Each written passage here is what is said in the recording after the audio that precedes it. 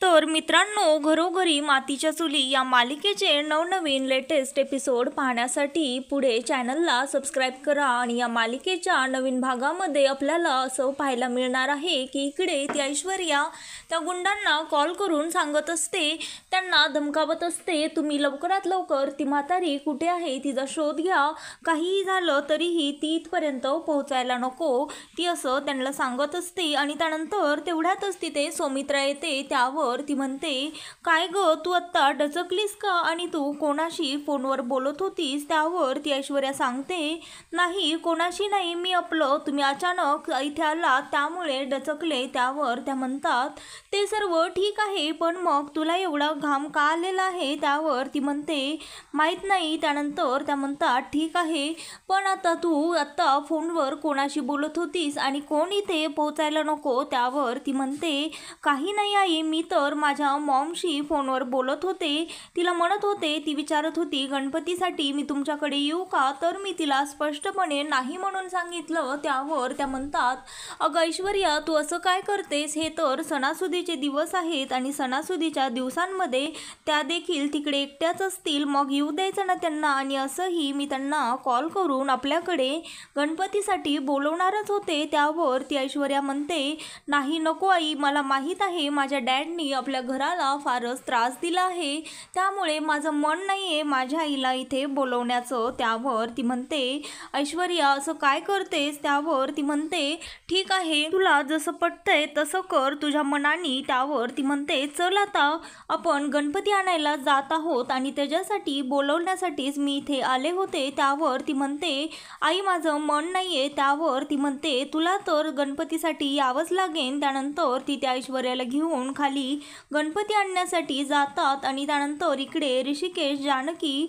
आणि ऐश्वर्या, अवंतिका आणि सारंग सर्वच जण एकत्र आलेले असतात, पण सारंगचा चेहरा मात्र गुलालाने झाकून टाकलेला असतो, त्यामुळे सारंग फारसा कोणाला ओळखायला येत नाही। आणि त्यानंतर इकडे ती अवंतिका त्या सर्व गर्दीमध्ये त्या ऐश्वर्याला घेऊन येत असते। त्यानंतर सर्वजण गणपतीचं आगमन होत असल्याने सर्वजण अगदी आनंदामध्ये गणपतीला आणत असतात, नाचगाणी करत असतात, ढोल देखील वाजवत असतात। सौमित्र ढोल वाजवत असतो आणि तेवढ्यामध्येच इकडनं सारंगची एंट्री होते। त्यानंतर इकडे ऐश्वर्या, अवंतिका आणि जानकी तिघीजणी फुगड्या खेळत असतात आणि ओवी देखील ऐश्वर्यासोबत जानकीसोबत फुगडी खेळत असते। आणि ह्या सर्व गोंधळामध्ये अचानक ऐश्वर्याच्या समोर सारंग येतो, पण त्या दोघांमध्ये फार अंतर असतं।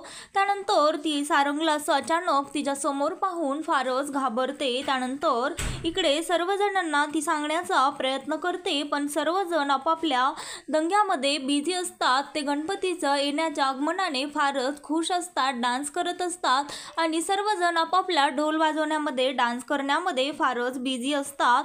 आणि तितक्यातच सारंग तिच्या नजरेसमोरून निघून जातो आणि त्यानंतर ती सर्वांना जोराजोरात ओरडून सांगते की बास करा आता, हे सर्व थांबवा हे वाजवणं। त्यावर सौमित्रा म्हणते, का ग ऐश्वर्या काय झालं? त्यावर ती सांगते, आत्ता इथे मी सारंगला पाहिलं होतं। त्यावर त्या म्हणतात, अगं ऐश्वर्या असं काय करतेस? तुला सारंग कसा दिसू शकतो? त्यावर ती म्हणते, नाही आई, आत्ता माझ्यासमोर इथे सारंग आले होते, मी त्यांना आवाज देखील दिला होता। त्यावर त्या म्हणतात, ठीक आहे जर तो इथे आला होता तर मग आत्ता तो कुठे आहे असं तिला विचारतात। त्यानंतर त्या म्हणतात, जर इथे खरंच सारंग आला असेल ना तर खरंच माझं गणपती बाप्पाने घरानंच ऐकलं चमत्कार झाला, कारण मी गणपती बाप्पाला येण्याआधी म्हटलं होतं कोणत्या न कोणत्या रूपामध्ये सारंगला आमच्या जवळच ठेव, त्याला ह्या सगळ्या सोहळ्यामध्ये सामील करून घे असं मी त्याला म्हटलं होतं। आणि त्यानंतर ती म्हणते, गणपती बाप्पा मोरया असं ती जयघोष करायला लागते। आणि त्या ऐश्वर्याला म्हणते, खरंच चमत्कारच झाला, हा सारंग आपल्यामध्येच आहे। त्यानंतर ती ऐश्वर्या फार घाबरलेली असते, ती वारंवार सांगण्याचा प्रयत्न करते, आई मी तसं म्हणत नाहीये, चमत्कार वगैरे काही नाही, सारंग इथे खरंच आले होते असं ती तिला सांगते। त्यावर ती जानकी म्हणते, अगं ऐश्वर्या आम्ही समजू शकतो तुझी मानसिकता काय आहे, कारण ह्या सर्वांनाच वाटत असतं आपला नवरा आपल्या जवळ असावा, त्यामुळे जर तुला सारंग इथे भाऊजी दिसले असतील तर खरंच ही खूप मोठी गोष्ट आहे, हा गणपतीचा चमत्कार आहे. त्यावर ती म्हणते सारंग भाऊजी खरंच ऋषिकेश आपल्यामध्येच असतील असं म्हणून तिला वेड्यामध्ये काढण्याचा प्रयत्न करत असते. आणि त्यानंतर हे सर्व काही चालू असताना तो सारंग लपून हे सर्व बघत असतो. त्यानंतर इकडे सौमित्रा म्हणते अगं ऐश्वर्या, तुला कळत नाही, तू देवाचं नाव घे, देवानेच माझ्या सारंगला परत इथे आपल्यामध्ये पाठवलेलं आहे. आणि त्यानंतर सर्वजण डबल गणपती बाप्पाचा जयघोष करून सर्वजण ते गणपतीच्या आगमनामध्ये लागतात. त्यानंतर डबल आणखी ढोल ताशे वाजायला चालू होतं आणि त्यानंतर सर्वजण आपापल्या नाच गाण्यामध्ये बिझी होतं. आणि त्यानंतर इकडे जानकी त्या ऐश्वर्यासमोर ॲक्टिंग करत असते की खरंच बरं झालं सारंग भाऊजी आपल्यामध्ये सामील झाले, माझा तर विश्वासच बसत नाही, आपल्या घरामध्ये एवढा मोठा चमत्कार गणपतीच्या येण्याने झाला आहे. तो म्हणतो अगं जानकी, सारंग तर ह्या जगामध्येच नाहीये, मग तो कसा दिसू शकतो? खरं तर सारंग इथे असता तर आम्हाला देखील आनंदच झाला असता.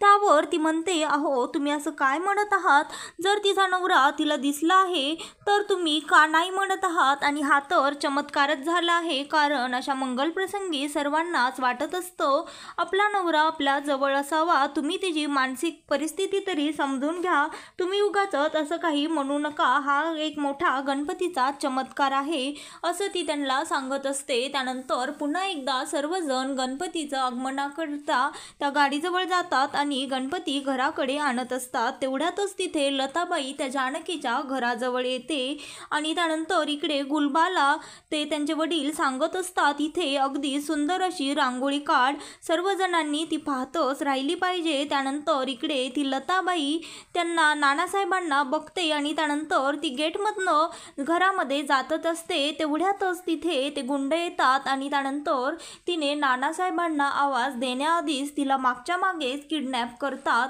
तिला तिच्या तोंडाला रुमाल लावतात. त्यानंतर ती बाई बेशुद्ध होते आणि त्यानंतर तिला ते ओढत ओढत गाडीच्या जवळ घेऊन जातात. त्यानंतर नानासाहेब त्या गुलाबला म्हणत असतात इथे लक्ष ठेव, कोणी येतंय कोण जातंय. त्यानंतर त्यांना असा भास होतो की त्यांना कोणीतरी आवाज देत आहे, त्यामुळे ते मागे वळून देखील बघतात. तर त्या लताबाईच्या हातानं जाता जाता एक कुंडी पडते आणि त्याचा आवाज होतो. त्यानंतर ते गेटच्या जवळ येतात आणि त्यातला एक गुंड तिथे येतो आणि म्हणतो माफ करा सर, माझ्याकडनंच ही कुंडी पडली, काय आहे ना, मी एक घर सापडत होतो आणि चुकून दुसऱ्याच पत्त्यावर मी आलेलो आहे, माझ्याकडनंच ही कुंडी पडली, वाटलंच तर मी तुमची नुकसान भरपाई देखील देतो. त्यावर ते नानासाहेब म्हणतात राहू देत, त्याची काही गरज नाहीये असं ते त्या गुंडाला म्हणत असतात. आणि त्यानंतर इकडे दुसऱ्या गुंडाने लताबाईला एका गाडीच्या मागे लपवलेलं असतं. त्यानंतर नानासाहेब तिथनं निघून गेलेले आहेत हे पाहून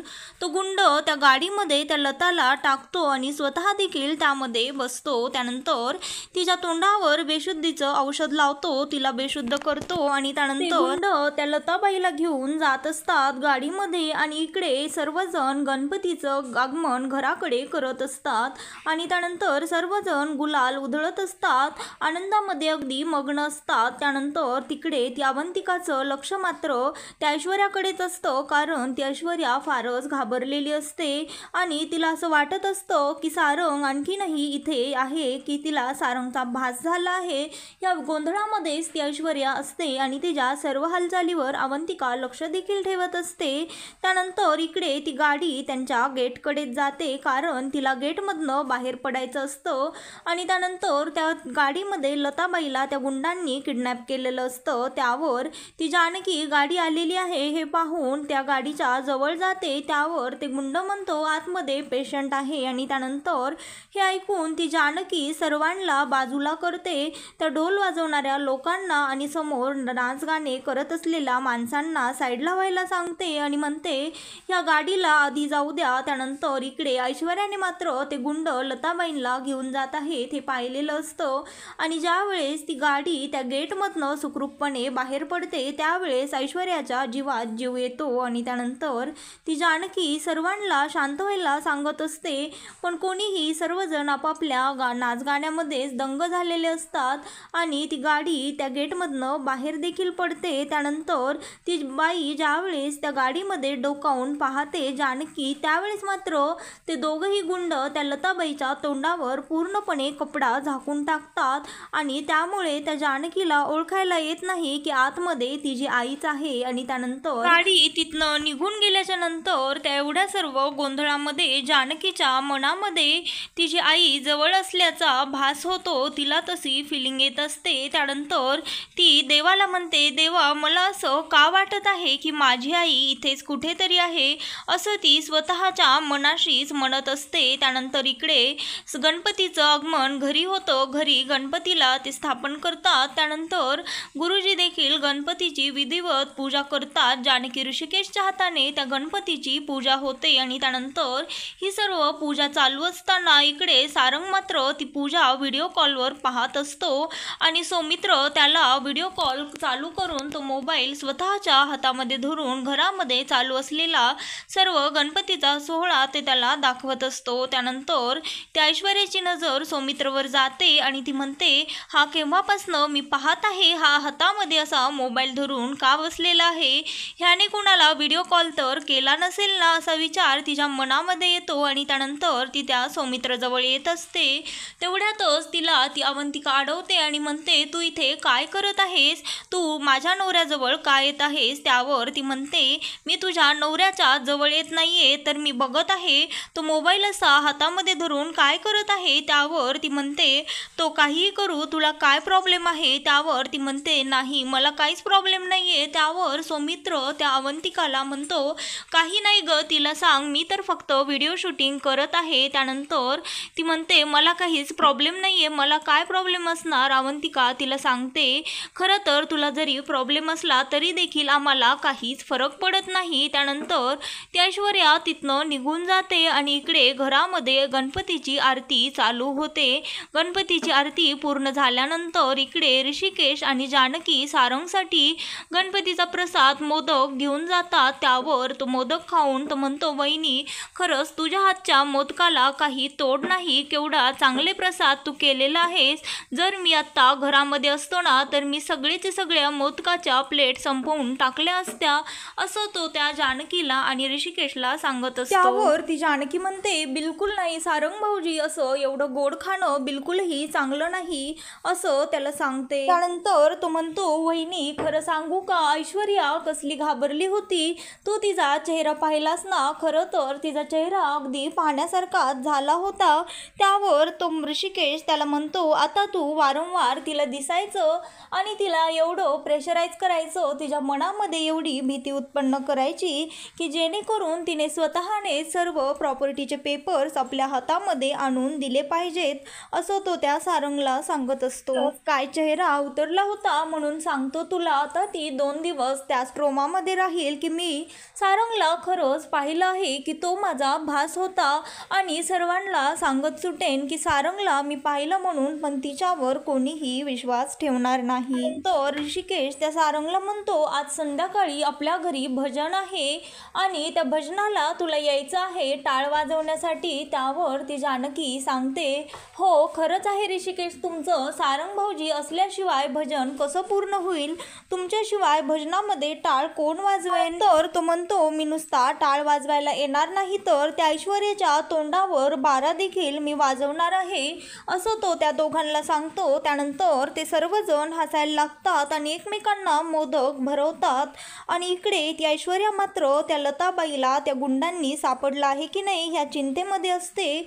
आणि तेवढ्यातच तिला त्या गुंडांचा फोन येतो. त्यावर ते म्हणतात, मॅडम तुमचं काम झालेलं आहे, ती म्हातारी आमच्या हाताला लागली आहे. त्यावर ती म्हणते, ठीक आहे, पण आत्ता सध्या तुम्ही कुठे आहे. त्यावर तो सांगतो, आम्ही तिला घेऊन इकडे जंगलामध्ये आलेलो आहोत मॅडम, ती तुमच्या घराच्या जवळच आली होती आणि तेवढ्यातच आम्हाला दिसली आणि आम्ही तिला किडनॅप करून इकडे जंगलामध्ये आणलेलं आहे. त्यावर ती म्हणते, पण आता पुढं काय करायचं आहे हे मी आत्ताच सांगत नाही, तुम्ही तिथेच गाडी थांबवा आणि तुम्ही देखील जंगलामध्येच तिच्याजवळ थांबा, तिच्यावर नीट पारख ठेवा, कारण ती फारच तिच्या लेकीसारखीच हुशार आहे, आणखी ती आपल्या हातातनं निसटून जायला नको, असं ती त्या गुंडांना सांगत असते. त्यानंतर दुसऱ्या दिवशी सर्वजण भजनामध्ये गोंधळलेले असतात, गुंग झालेले असतात. तेवढ्यातच ती ऐश्वर्या त्या गुंडांना कॉल करते आणि सांगते, आता त्या म्हातारीला कायमचं संपून टाकायचं, तिला मारून टाकायचं आणि तिची डेड बॉडी नदीमध्ये फेकून द्यायची.